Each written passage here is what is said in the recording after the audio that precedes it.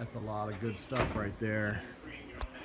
Hey guys, so it's early for me. It's only 6 something in the morning, and I'm at one of our regional radio stations, and there's about, I don't know, a whole bunch of stations here. It's a El Dorado company, and so they own a bunch of them.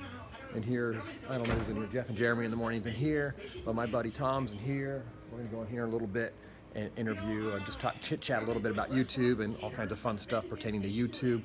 But I just thought that's pretty cool because they have a couple sound rooms and all this crazy equipment right here. I've been here quite a bit making commercials and doing a lot of kind of regional and local just charity work and stuff like that. So I came in here and helped make some little sound bites and stuff like that. So anyways, there's studios and radio stations galore, from country to rock to Christian to whatever. There's tons and tons of them, but we're heading in here in just a little bit to see if we can go peek on my buddy Tom, see if he even notices.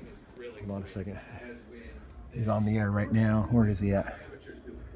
Where is he at? I don't know. That's Jeff and Jeremy. Oh, there he is. There he is. Okay. There he is. I didn't see him.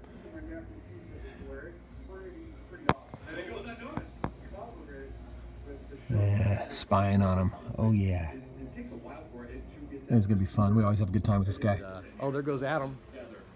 I got to go say hi to Adam. I've actually been there. Let's go down here real quick. Okay, we're going to run down here. Let's see. Let's see what's happening down here. Still going? Yep. Yes. Okay. There he is. There he is. This is Adam. What's Adam. up? What's up? How you been? He's a local celeb, and there's Andy, another one. He also does magic. That's a secret. Don't tell nobody. We don't want that spread around, though. All right? Nice seeing you, man.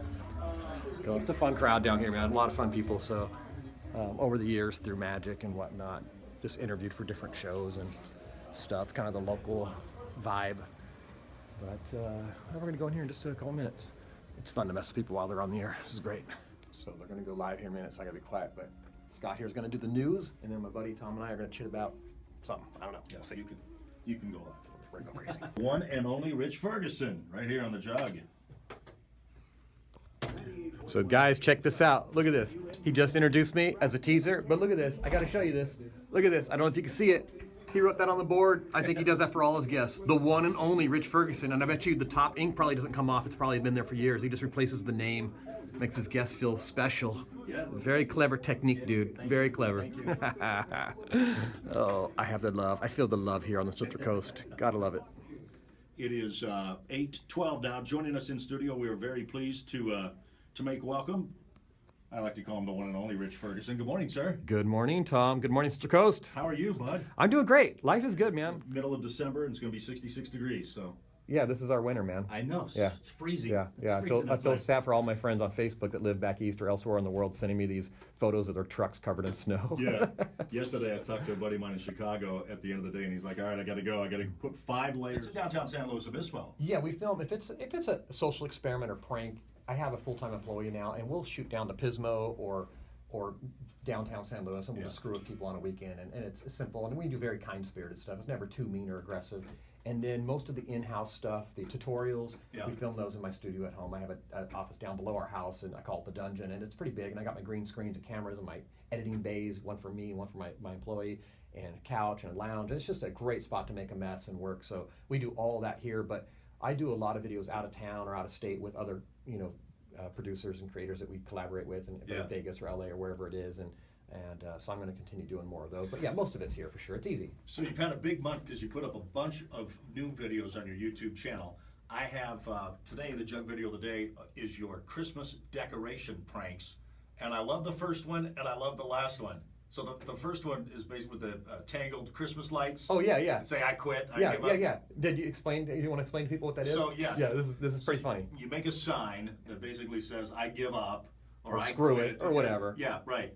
And then you get all your tangled Christmas lights out and just leave them in a gigantic pile, like in the middle of your lawn. Plug them in so they're lit, and then stick that sign in the ground. Yeah, it's almost like a little comedy message, and then maybe it's just maybe for the week, and then maybe next week you actually string up your lights. I did it in front of my house, and our neighbors were already laughing. Yeah, it's a funny little gag. I took them down though. I didn't want to leave it that way, but. Then the pretty fun. last one he showed, again, the videos are Jug Video of the Day. You can see it on our Facebook page. You can also see it on our website, jugcountry.com. That's the one where you have the fake guy hanging like the ladder fell Yes. when he was putting up the lights. Yes, that is That looks so great. visual. I had neighbors stop and take pictures. I had one friend of mine say, "Hey, can I use that for my Facebook, profile page picture and stuff?" Yeah. Because it's so visual. So what it is you stuff up a fake person with some pants and a jacket and a hoodie, and you fill it with newspaper, attach some shoes. I just use safety pins, stuff it all up with newspaper, and attach it to your gutter so it looks like it's hanging from the gutter. String about 3 or 4 feet of your Christmas lights and let the rest fall to the ground and plugged in. Yeah. And then take a ladder and tilt it like it's fallen over, and it looks as if someone's stringing up their lights That's great. and a person's hanging there, for dear life. It's really cool. It's Check very it out. visual. It is our Jug Video of the Day today,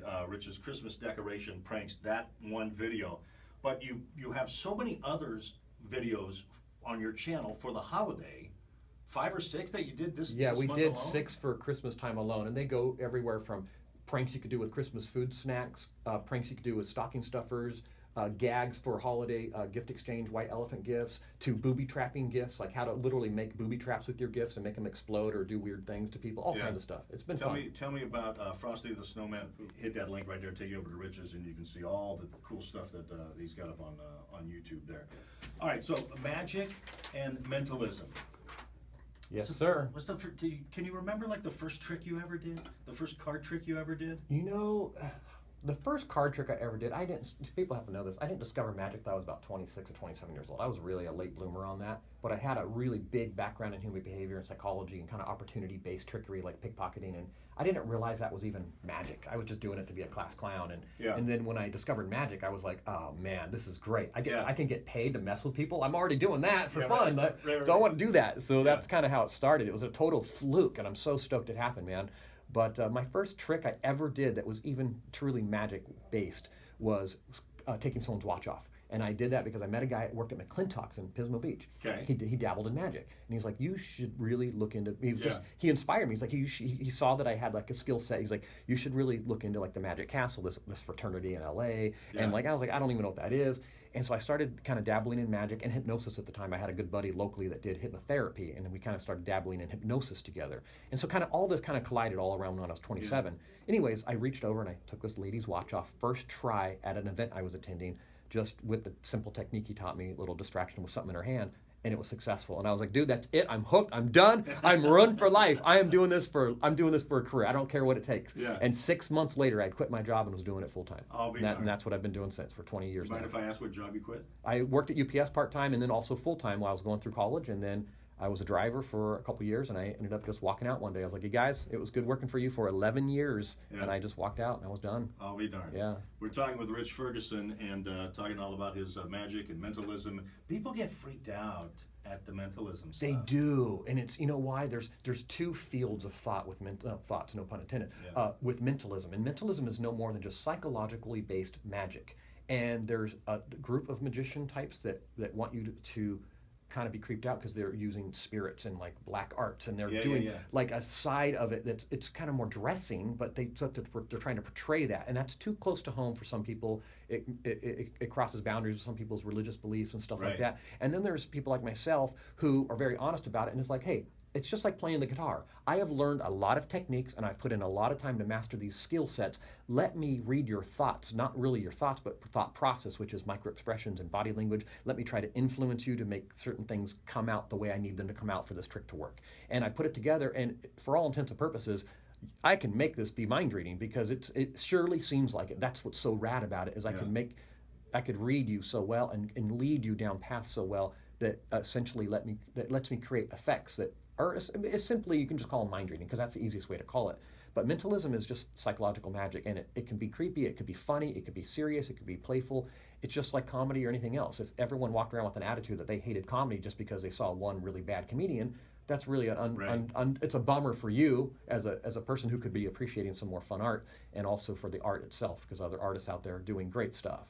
One of the I guess earlier videos that I saw that I was really kind of taken back by was the one when you were on Ellen's show, and you freaked her out to such a degree that she didn't quite know what was going on. It was funny. She lost composure, which she never does. Right. Yeah, and she's a sweetheart. I I love Ellen. I did a few segments with Ellen DeGeneres, and there was one in particular where she kind of paused. They cut away from her, This is taped live, but it's delayed. You know, it's always the next day, but it's still kind of done live. And so they cut away from her, and there's a scene where you can see them go to the DJ for a bit because they didn't want to stay on her face because she didn't know what to do. Yeah. She got taken off guard, and then she goes, "You're a freak. Yeah, you right. are a freak." Right. And it was just great. She's like, "Please come back," and I'm like, "Absolutely." Yeah, if you know. if you've not seen that, you need to get to YouTube and find out and watch that. And the effect was, just to let people know, I think it was the one where she gave me her book, and I had her off her table. I said, "Here, Ellen, go through them. Just pick any word you want out of your book." Yeah. And then I'll try to guess what it was. And that's, pretty straightforward trick. All right, so no secrets being asked you to reveal, but I came across an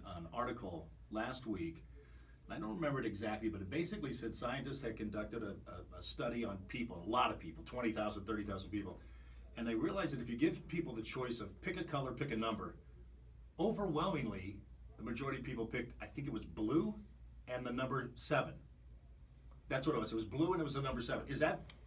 There's human tendencies, which is just statistics. It's just odds. If I put 4, are you right-handed? You're Yes. right-handed. So if I looked at you and I had to ask because you're across, I can't see what you're doing. But if I watched you for a second and assessed that you were right-handed, just by observation, watching you right, touch, whatever, I could put 4 or 5 things in front of you, and I would know it'd be the second to the right thing that you would pick by a 90% chance.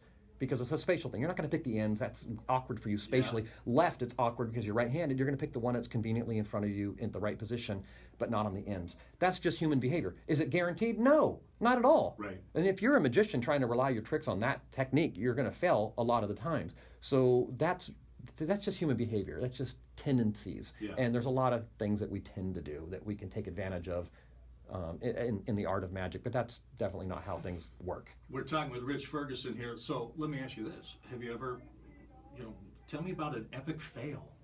Man, there's been some great. Tell me about one that didn't work out. All right, people at home don't know this. I'm vlogging with my camera. I'm turning it off because I don't want people to know worldwide about my fails. Okay. 48 now. Very pleased to have our in-studio guest this morning, Rich Ferguson. I say local. You're our local magician. You're our local mentalist. I guess. I live here. This is my home. The Central Coast is my home. Yeah, no doubt. Share just a little personal, if you would, please. Married, kids? And we had twins a year and a half ago. So we have a boy and girl twins at home. And they are just the coolest kids. They're so smart, so active, and just little sponges. It's so funny, right? And so life's good, man. That's got a great. Nice house here off of Los Osos Valley Road up on the hill. Got a great view. Life is good with magic and our career and our relationship. And my YouTube business is booming and all my products. And it's a good time, man. This has been a perfect time to have kids because I wouldn't have wanted to do it at 20-something because I would have been so just overwhelmed. Who's the most famous person you ever met?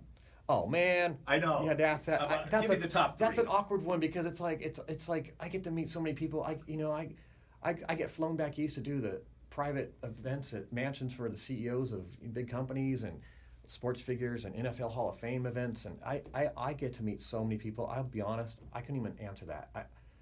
I really have a kinship with like an Ellen DeGeneres or a Jay Leno type. Yeah. Only because they're real people who work their butts off through comedy. They know what it takes to be an entertainer. Right. And I think I relate to those people better as famous people because they got there by hard work.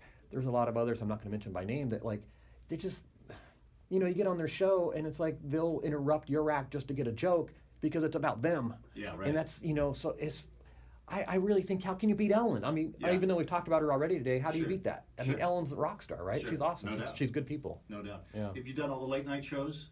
The Jimmy Yeah. Fallon? And... I haven't done Jimmy Fallon since they put the Tonight Show back east. For some reason I haven't, but I've done the Today Show a ton of times, dozens of times, or at least a dozen times I've been on there live as a guest. Do you still get nervous? No, I get excited. I love it. Yeah. I get way more nervous just going to a local event, hanging out with people, and the pressure of like, oh, they expect a whole lot from me, and it's like, well, the event doesn't lend itself to it. There's no audiovisual equipment. It's just a simple event, and so I get kind of a little like sweaty on that. But no, TV is like you're only in a room like right now. I'm talking to you. Yeah. There might be 1,000 or 20,000 or 500 million people watching. I don't know or listening. So I'm not nervous. It's just you and me, a buddy hanging out. Yeah. And then when you're on a show, it's like I'm on the Today Show. Yeah, there's 6 guests or 6 hosts and 4 cameramen. It's just us hanging out in a big room. It doesn't. There's no pressure. It's weird. Yeah. I just don't feel TV pressure. That's weird. I love it. That's interesting. We're talking with Rich Ferguson here, our magician, our mentalist. You got a favorite card trick you're doing these days? You got one that always gets a nice rise? You know, that's funny you say that because of the rising card trick, Yeah, the right. classic trick deck. Yeah.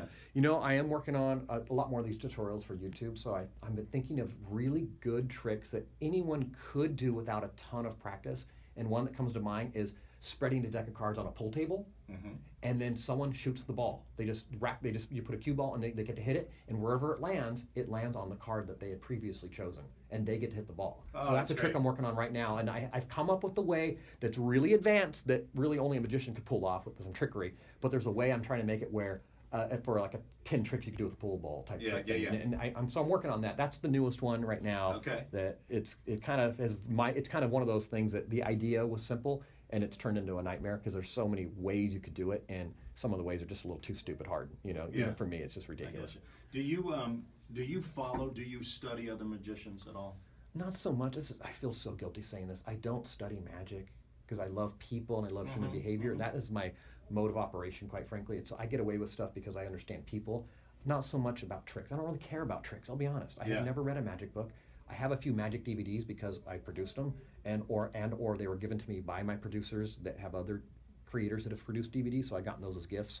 But I've never read a magic book. I don't study magic, but what I do love is rapping with other magicians, just hanging out and talking about techniques. That is where you can learn a lot or glean some insight or just kind of tweak some tricks.